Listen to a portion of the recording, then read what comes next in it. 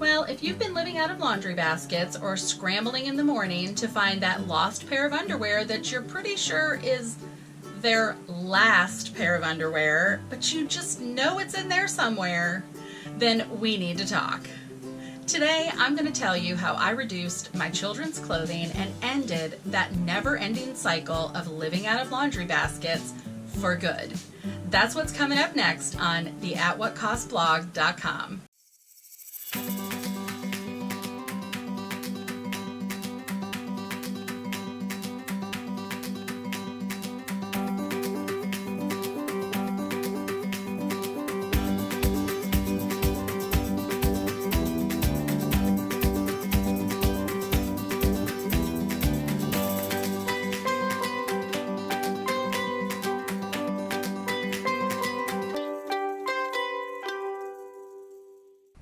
Well, hi, I'm Mary Beth from the atwhatcostblog.com, and if this is the first time we've met, I'm married to Brian, and we have 3 boys, ages 8, 7, and 5. And if you haven't guessed it already, we had a lot of laundry. Our laundry skyrocketed when Brian and I adopted our 3 boys almost 4 years ago. Let's get into our 4 tips for reducing your children's clothing. So it's time to get our heads in the game and be ready to embrace the freedom of having less laundry to do. And we do that by reducing our kids' clothing. So step number 1 is to get your mind right, suck it up, and get ready to work. I know you can do this. Our second tip is to get on the hunt. It's time to go find all of that stuff. We know it's everywhere. Maybe it's in a bedroom, maybe it's under the car seat, maybe it's in a coat closet. I once lost a cardigan that I knew I had not gotten rid of, and I found it buried under a layer in our coat closet. And it was clear how long it had been there. First, I found the St. Patrick's Day scarf, then the Valentine's Day scarf, then the Christmas scarf, then the sweater I had last worn at Thanksgiving. How embarrassing. Oh, but now you know the truth. I started probably somewhere that you are right now. So it's time to go on the hunt, find all of that clothing, get it all washed up, and bring it to a central location. Next, you're going to want to grab all of the stuff out of the drawers and closets. Now, it's important here that you go one child at a time, or maybe one area at a time. You don't want to get overwhelmed with the sheer volume of clothing, and trust me, there's gonna be a lot. There's gonna be a lot.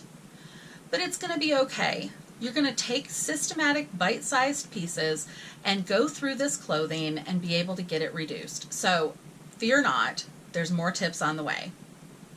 Before we get to our third tip, let me give you a little glimpse into what it looked like when I hauled out all of that laundry for all 3 of my boys.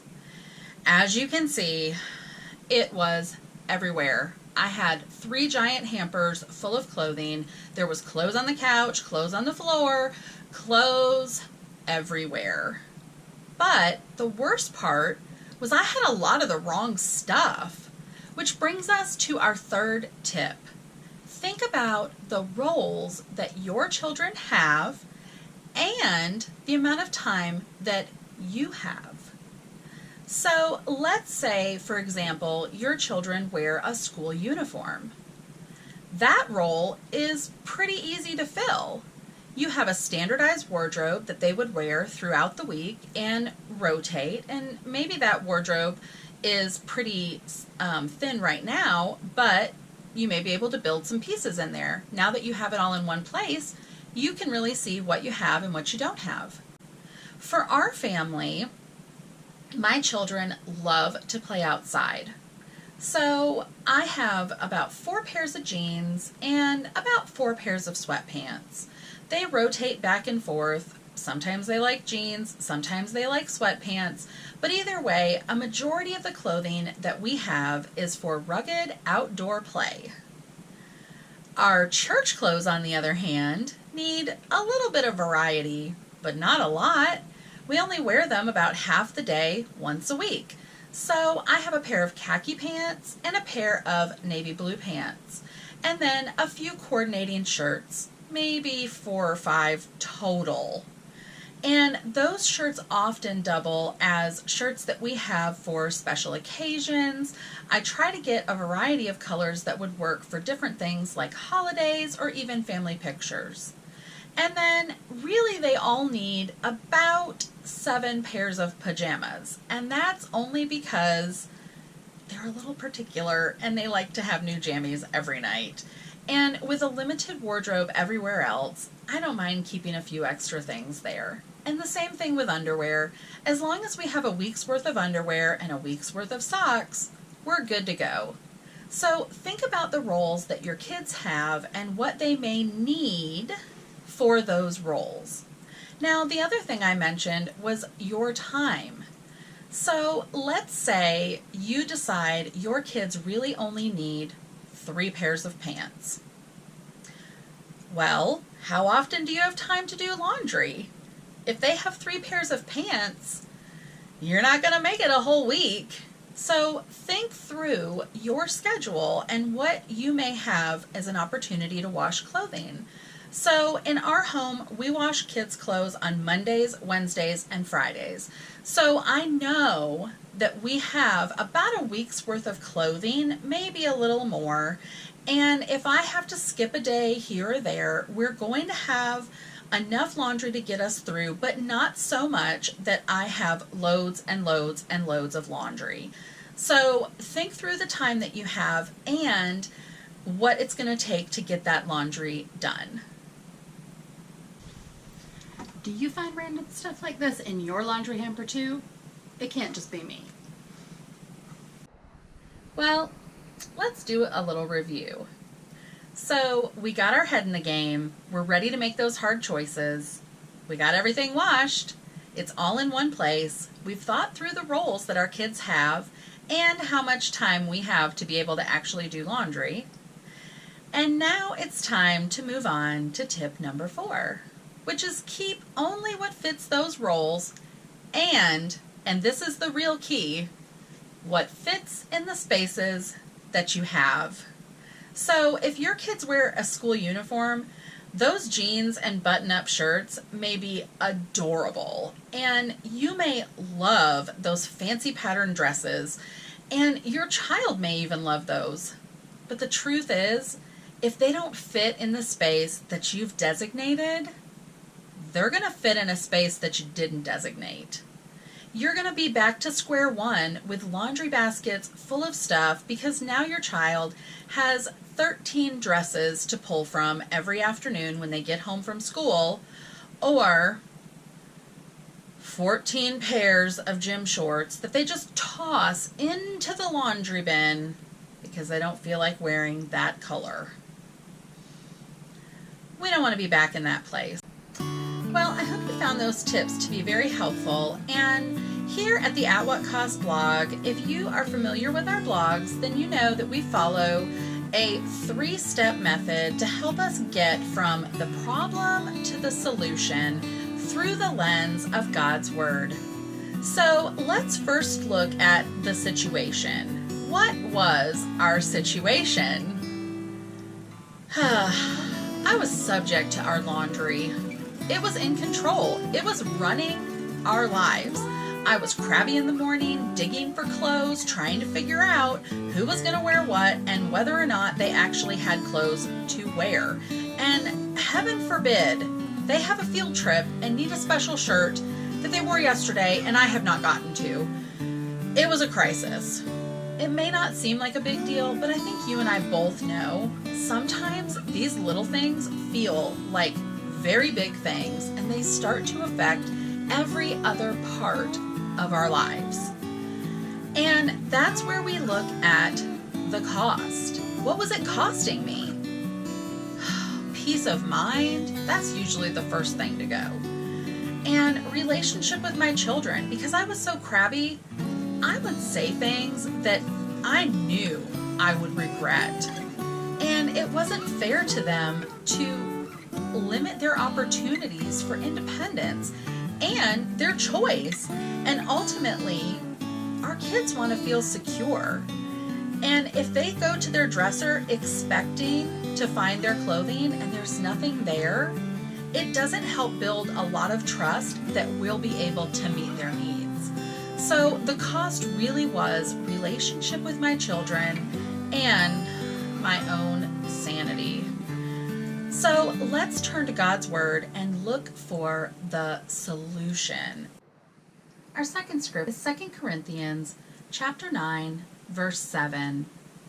It says, "Each of you give what you have decided in your heart to give, not reluctantly or out of obligation, but for God's love as a cheerful giver." I had to put all of the clothing, all of my ideas about what my family should wear and how perfectly dressed they should be, the coordinating outfits, and what people would think on the altar. You know, I'm sure you've heard, just like I have, where we put our time and where we put our money is where we put our worship. And I wouldn't say that I was worshiping my kids' clothing or that I was worshiping fashion.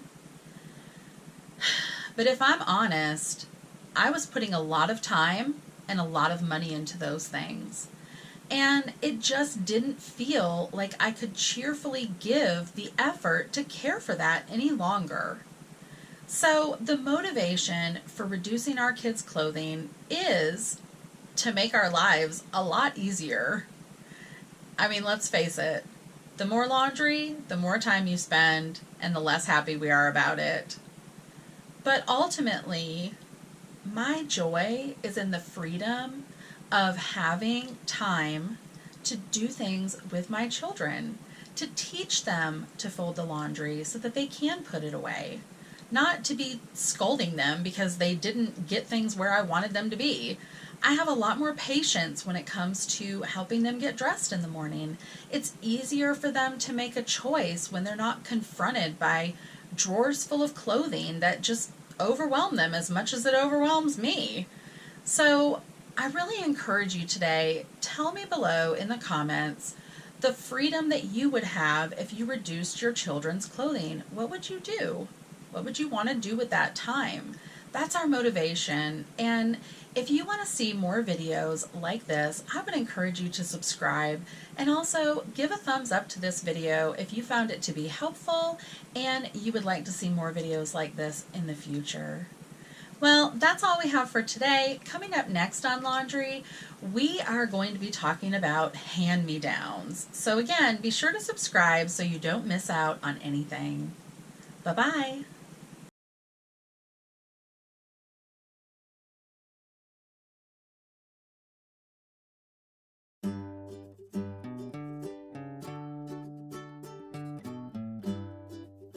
For all those folks who stuck around to the end of the video, thank you. And I have a small reward for you. My 3 children are quite comical, and our youngest child, if you've noticed in the background, maybe, I'm hoping not, that it has been pretty windy here in Georgia today. And yesterday we actually had a tornado warning, which was probably the first time that we've experienced an emergency with our kids. So I hollered up to everybody, guys, you've got to get downstairs. We've got to get into the closet. And here they came running down the stairs into our closet under the stairs. And our youngest, who's 5, sweetly looked up at me and said, "Mommy, why are we hiding from the potatoes?" Not potatoes, son, tornadoes. He, I'm pretty sure, was convinced that there was a gang of potatoes coming to tear our house down and we had to hide from them. So we ended up taking that time to talk a little bit about tornadoes and maybe watch a small YouTube video for preschoolers on what tornadoes really are. But I just want to encourage you, watch out for those potatoes. I'll see you guys next time.